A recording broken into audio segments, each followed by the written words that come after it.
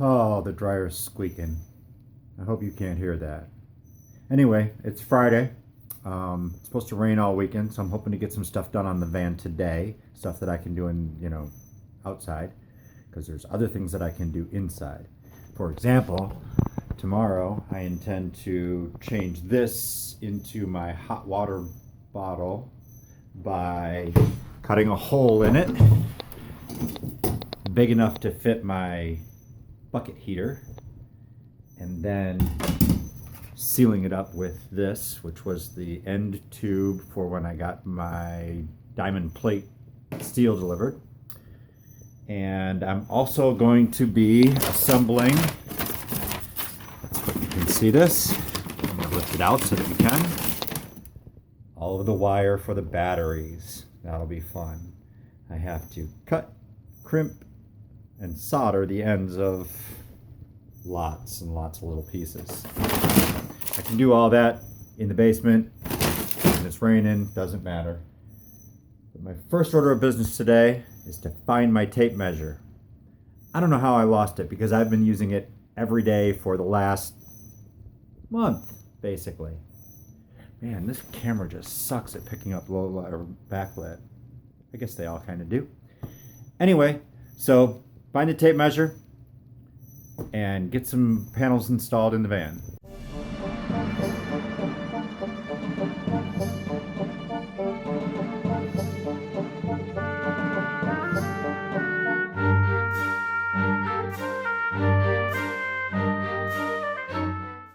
Well, we were hoping for a bike ride tonight, but since it's raining, we're headed back here yet again.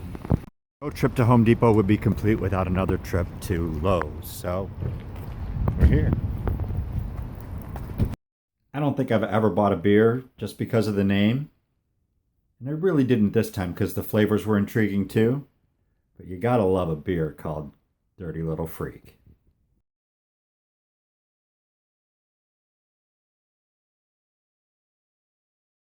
All right, happy Saturday, everybody. It's early morning, and I've been up and had my coffee, and hasn't started raining yet. So while time allows, I'm going to work on stuff that I can do outside. So first step on order today is to cut this back. I realized that this section here, from here to the front, is 7 feet if I cut it off like right at the edge of the bed. And I'd like to have a nice clean line here, so went and bought a Dremel bit that'll cut through this, and I'm going to cut it off at 7 feet, and then cut these two panels to go in, actually just be one panel to go in here, and we'll go from there. Hopefully this rain will hold off for a while. So a little bit of bad news here. Last night I left my cutting surfaces out and they're still wet, so won't be cutting any hardboard today because it's really pretty sensitive to moisture. So I think I'm going to start framing out the desktop area. Well, what promises to be about 4 days of rain has begun, so I got to move the activities inside. Let's begin with putting the lugs on the cables that will connect the batteries. Really just a pretty simple process, not exactly rocket surgery going on here. I'm keeping the flame on there until the solder melts just when touching the wire, because if I go by when it melts touching the lug, it will the wire won't be hot enough for the solder to conduct all the way through. Alright, there we go. There's 3 there, and there's 1 in the vise. There's no sense in taking it out of the vise while it's hot, because it's the last one.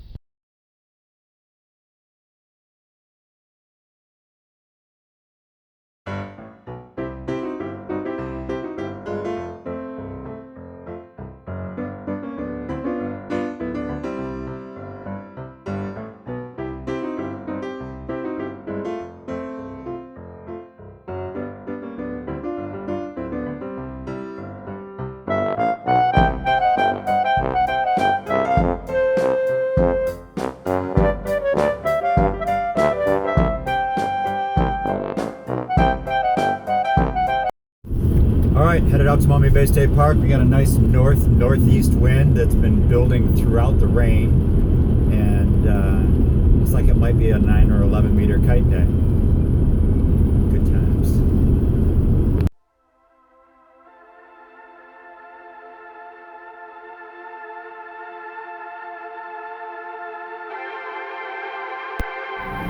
Oh my God, what a day. So I get there and Ryan's all rigged up with his 9. He's ready to launch. And so I launched him and watched him for a few minutes. I had already decided that I was going to pump up my 11. And he looked like he was underpowered. You know, he's signing the kite, trying to get some power. And, you know, convinced me that definitely 11 or 13. But so I pumped up my 11, went out and rode for, I have no idea what time. I don't even know what time I got here. I think it was like 2:30 that we got here, and it's 6:30 now. So rode for a little bit on our 9 and 11, and the wind was solid. It was good wind. It was just not enough for my 11. It definitely wasn't enough for his 9. So when we came in for a break, I said, you know what, I'm pumping up the 13 because this is a good wind. There's no holes, it's not gusty, it's just awesome.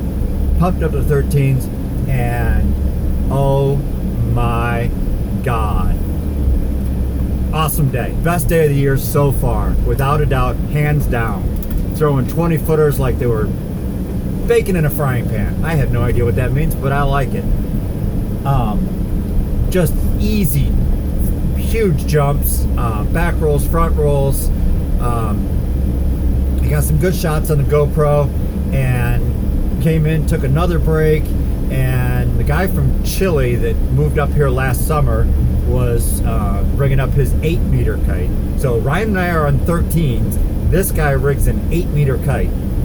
The more wind, the smaller the kite. So you'd think he was going to be underpowered, but apparently Ryan and I were doing really well to hold down our 13s because he was just right. He was making his way upwind. Uh-oh, deer.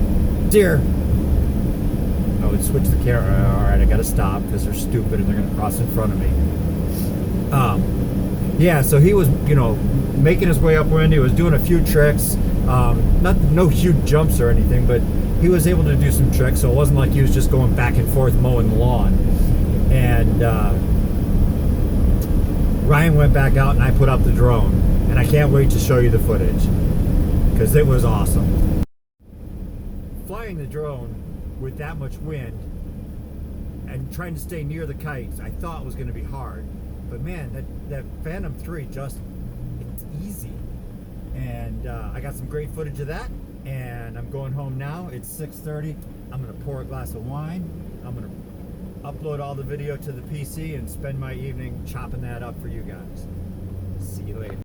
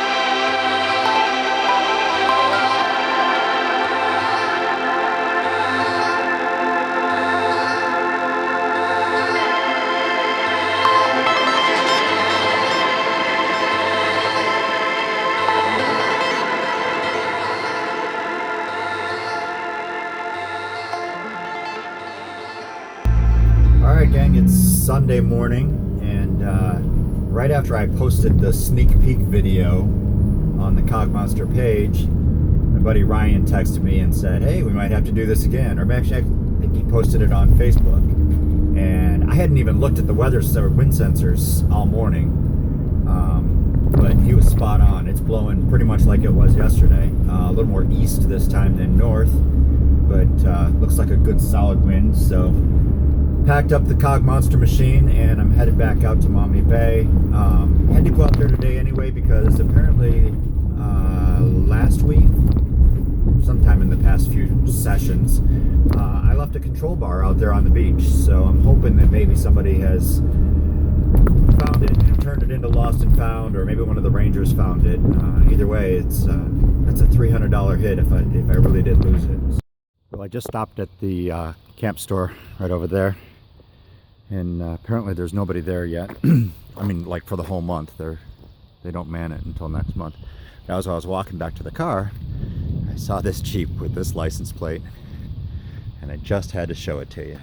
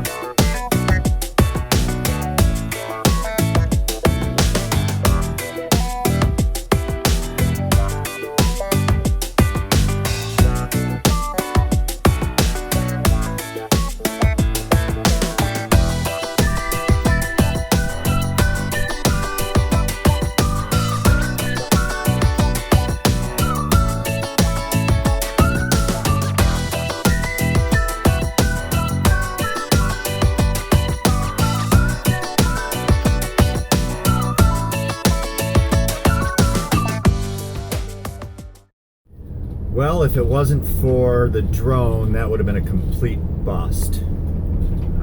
The wind just isn't here today. It's light. probably get by on our 13-meter kites if we needed to, but you know, it's 50 degrees and it's a marginal wind, and I just don't feel like getting wet for that. Stopped at the campground office to see if my bar was there, the one that I left on the beach last week apparently, and there's nobody at the campground office through the month of April, I guess.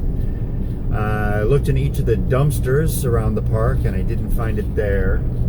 Stopped at the park office / ranger office, and that was all locked up, and their office hours are Monday through Friday 8 to 4.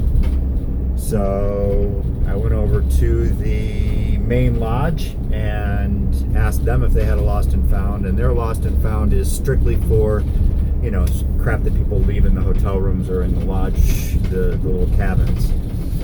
So they told me anything that's beach related goes to the ranger's office, and I'll need to check with them.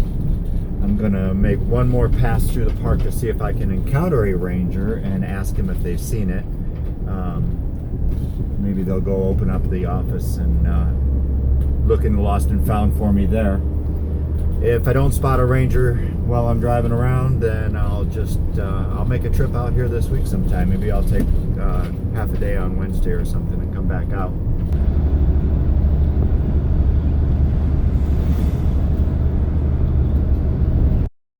So as I was leaving the park, I noticed that there were a bunch of cars parked over by the campground store. So I stopped in again, and this time they were open. And I spoke to a lady named Deb, who asked me, she didn't have the bar and lines. She didn't remember anybody saying anything about it, but she asked me to write down a description of it and leave my name and phone number.